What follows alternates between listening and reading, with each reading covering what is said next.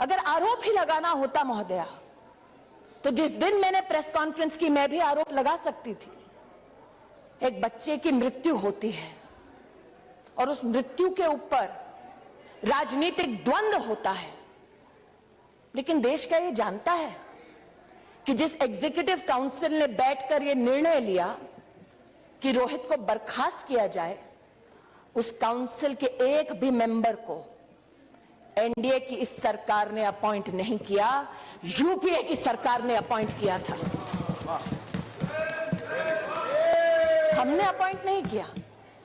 फिर भी उस कमेटी ने यह देखते हुए कि हमारे मध्य में कोई दलित फैकल्टी मेंबर नहीं है, दलित फैकल्टी मेंबर को कोऑप्ट किया। चीफ वार्डन वो स्वयं दलित हैं, उन्होंने बच्चों को समझाया और अपने निर्णय को उन तक पहुंचाया।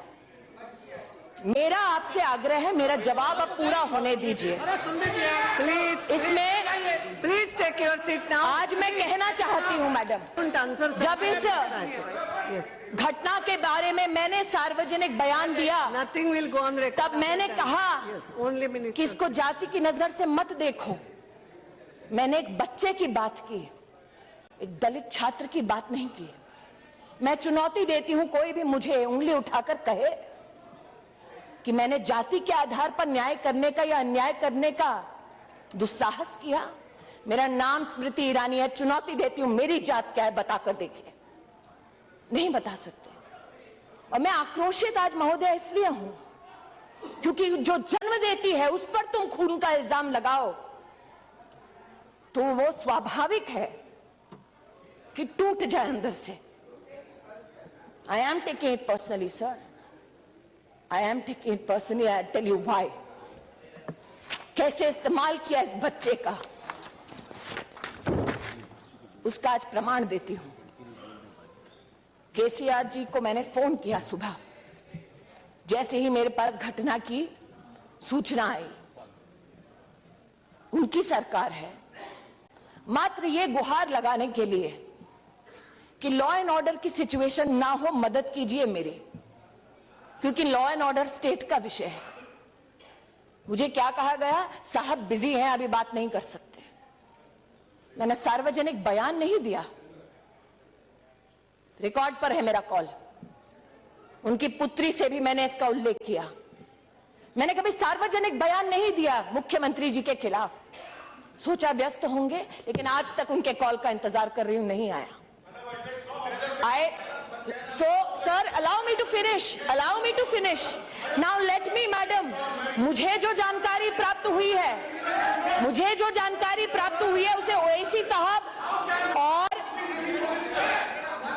मैं गुहार लगा रही हूं मदद की कैबिनेट मिनिस्टर। मैं गुहार लगा रही हूं मदद की कैबिनेट मिनिस्टर। आज मैं कहती हूं और आप चेक कर लीजिए, आप चेक कर लीजिए कि पुलिस ने जो तेलंगाना के हाई कोर्ट में दस्तावेज दिए हैं उसमें क्या लिखा गया है। उसमें यह लिखा गया है कि पुलिस को सूचना शाम को 7:20 को मिलती है। उसमें यह लिखा गया है कि जब पुलिस वहां पहुंचती है मौकाए वारदात पर, and I am quoting, madam, my friends in Telangana can possibly have access to that document and verify it, and if I am wrong can correct me. Police ये कहती है that when they rushed to the university, they found the room open, dead body removed from the hanging and kept on a table. A handwritten suicide note was written which did not blame anybody and specifically stated that nobody is responsible for this act. My request is, madam, this is not my submission, but that of the police in a state which is not politically. She is not yielding. I know, sir. That's why I'm saying, if I'm wrong, correct me. No, nothing. What is it? Let me read the letter. Let me also read what happened there, madam. Nobody allowed a doctor near this child to revive this child, to take him to the hospital. Nobody allowed a doctor near him. The police has, madam, reported, not one attempt was made to revive this child. Not one attempt was made to take him to a doctor. Instead, what was done? His body was used as a political tool, hidden. Hidden, no police allowed till 6:30 the next morning. Hidden, not me. Telangana police is saying this. When I say I'm pained, madam, कि एक बच्चे के दुर्भाग्यपूर्ण बोलते हैं लोग, एक बच्चे की मृत्यु पर किस प्रकार से राजनीति हुई, यह उसका प्रमाण है। पुलिस वहां की सक्षम है न्याय करने के लिए, लेकिन 6:30 बजे तक कोई डॉक्टर इस बच्चे के पास नहीं गया, क्योंकि जो आवाज लगा रहे थे वो न्याय नहीं चाहते थे, राजनीति चाहते थे। किसने डिक्लेयर किया उस बच्चे को dead? Who was medically equipped to declare this child dead? How many cases go when an individual tries to hang themselves, the vertebra does not break, pulse goes down to 30, 40, and an individual can be revived. Medically, there are people who are more expert. How many people? Who tried to help this child? My accusation today is this, madam. The people who passed a judgment to have this child disbarred are not people appointed by the BJP-led NDA, but by the Congress party. In everybody's political experience, have you ever seen Rahul Gandhi go to one spot twice? No. Never gone. Never gone. 600 students died for the Telangana movement. Did he go once? He did not go once.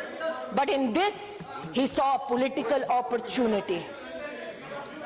This child, in his statement, says no one is responsible for my death. But yet, you seek to use this child for your own political ends. That is the tragedy. People, What is this happening? who espouse the cause, people who espouse the cause of free speech and attack this government, who say that we are anti-minority, anti-Dalit, anti-tribal, and time and again they have been requested, don't make this an us against them. I am not certifying your patriotism, but do not demean mine. I am not certifying your idea of India, but do not demean mine.